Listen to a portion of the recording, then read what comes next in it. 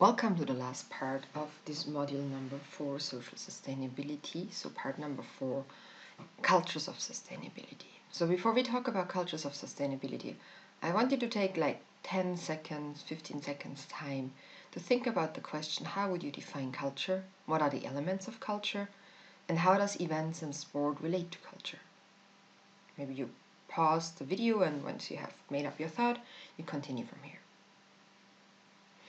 Alright, let us look now how would I define culture.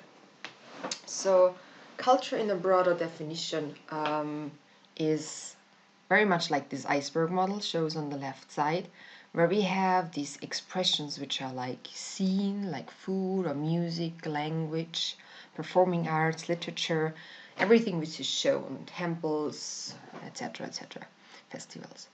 But then there is all these underlying aspects which we cannot directly see, but which are like shaping everything we see, such as the body language, gender roles, the etiquette common in a society, the thought process, the concepts of what is fairness or what is equality, what is right, what is wrong. So all the values and assumptions which are there can be covered under the topic of culture. So it's basically what shapes our everyday life. Of course, then there is this close definition of cultural resources, culture as cultural managers manage it, because as cultural managers, we of course only manage this small share on top there. So also there would be a variety, but basically saying you have all the cultural industries, you have the community cultural organizations, the festivals, the facilities, heritage, and events. So this would be, from a closer perspective, culture as something which is managed. That would be the framework. When I talk about culture in the next few slides, then actually we talk about what you see in the left, so the broader definition of culture as like this setup of all social habits. So in that context, I would like to discuss with you the idea of worldview. So we all were socialized in a certain culture, most of us actually in culture in Europe, I would say. And we all share certain common characteristics on what is the worldview. So my aim of that fourth part is actually to just try to encourage you to reflect a bit on how we could also look differently at the world. And I think I have said it in one of the videos before. This idea of saying whether a culture believes that a mountain is just a pile of rocks and we humans have the right to just exploit it, or whether a culture believes that a mountain is a holy spirit and shall never be touched. The main difference is how does it change our humans' behavior. So it's not to discuss or to start believing also that what other cultures believe, but it's more saying, okay, how reflect on how do our own beliefs shape the way we interact with our environment, without that we have to adopt, but just to see that for example in a culture which would believe that the mountain is a god, not that I believe it, but I can see how they would never touch the mountain and they would not exploit it, you know. So I think that's the interesting aspect. So to quote one Westerner who's very famous and who's very well renowned in terms of worldview is Albert Einstein. I think he was a very forward-looking man. And while I don't know more about Spinoza's God, the rest of the statement actually gives a lot of sense. And he was saying, I believe in Spinoza's God, who reveals himself in harmony of all that exists, not in a God who concerns himself with the fate and the doings of mankind.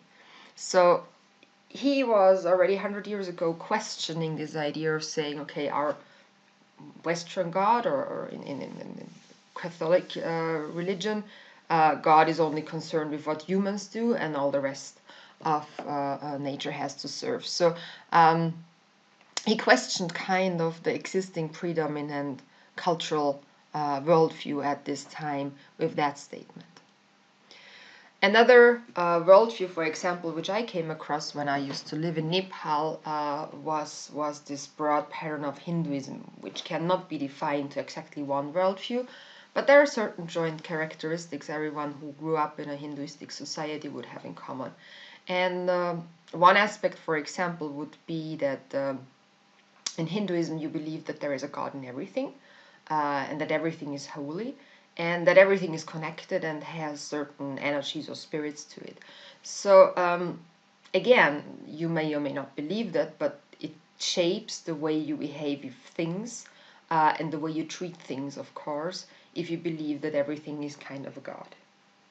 So also, for example, Aboriginal people would have a very different relationship with nature, and yeah, they would see themselves as being the smaller piece of a larger environment. They believe that nature is a gift from a great creator. So I had this spring, I had the pleasure to be the interpreter for one of the eldest of the Beer clan of the Iroquois community, and they basically live in this idea that every word you even say, even how you think about nature, is shaping the way nature treats you. So if you thank nature frequently for providing you with food, this will in turn provide you with more food in the long run, for example. So this would be very small patterns which they have adapted as a worldview. They also have this idea of, for example, that everything you do shall serve 7 generations down the line, which I think some of you might have already heard. So also politicians around the world have started to adopt maybe some kind of out of the typical order worldviews. So Evo Morales, the president of Bolivia, has apparently said that statement, saying sooner or later we will have to recognize that the earth has rights too, to live without pollution. What mankind must know is that human beings cannot live without Mother Earth, but the planet can live without humans.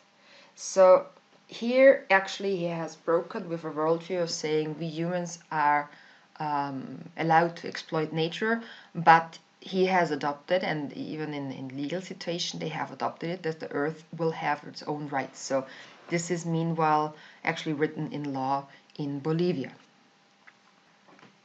And I want to close this connection of quotes again with Albert Einstein, who was also saying you cannot solve a problem from the same consciousness that created it. You must learn to see the world anew.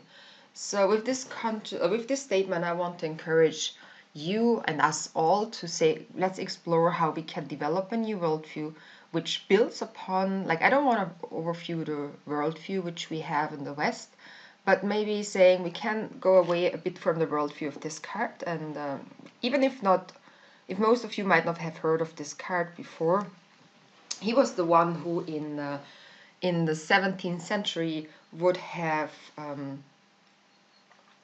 led scientists to cut open dogs alive, and when the dogs were screaming in pain because the scissor was cutting them, he would say to his students, saying, just continue, this is just the squeaking of the machine, these are just the creaks of the machine, these animals are not sentient, they don't have feelings.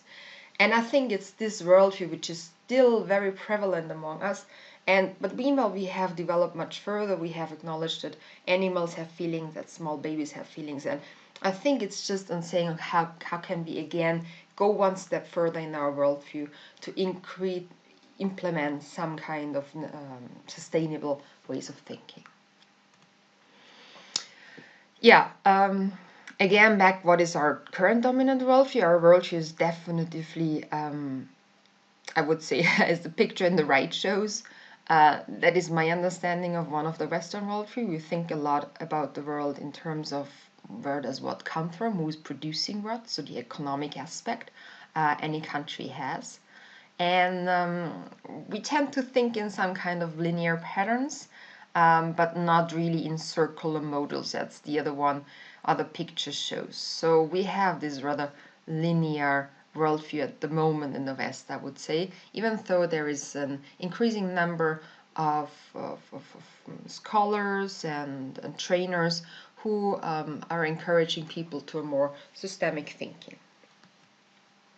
We have done already before that exercise on the cultures of sustainability, and yeah, I think you have all had a look at the solutions, and I don't need to discuss all of these aspects again through, but yeah, I think Brocky has made a big point on saying how a multidimensional and cultural diverse world is actually the way to be sustainable. How going back a bit more to biological times and freeing ourselves from this industrial slavery, I would even say that everything has to always be faster, would be the sustainable way to do. Why there is a certain limit or constraint from our current system to go that way, I will discuss in this elective module in model number 3, especially the aspect of how our financial system changes this. But for the time being, let us just keep in mind that there is a certain pattern which, according to Brocky, and I agree with him, on a very broad scale, would be a culture of sustainability. So when we read the Brocky text, and I have prepared one text for you a bit below that section. I think this interesting question is, on the one hand, what is a culture of sustainability? So this question we already discussed now. How do cultures look like which are truly sustainable, and what are the elements in such a culture? And then cultural strategies of sustainability is then within one culture, how can we improve the communication structures and communication forms, and the how can these elements of sustainability achieved through culture. So how can media, how can language, how can events, how can theaters, or any other elements of that culture be able to communicate a stronger pattern of sustainability. And I find that especially intriguing and interesting when we will talk about measuring sustainability in the next module, where we will deal with the common book balance sheet. And there is one indicator which is saying fair communication or equal communication, sustainable communication. And this is, I think, that's one of the strong points, or one of the high potential points culture has to actually, or sport, culture, and event management have to bring across a message. So the next thing I would like you to do is to watch this movie of Vandana Shiva below, who will also elaborate on her. She's an Indian, and she will tell a bit about herself. So she will also explain her definition of sustainability, which might sound a bit odd after all this. I mean, she is also a trained scientist. She has a PhD in quantum physics. And if you look into quantum physics, it's very interesting. It's quite close to actually what Hinduism has been saying. So she will explain her worldview of sustainability from the perspective of quantum physics / Hinduism.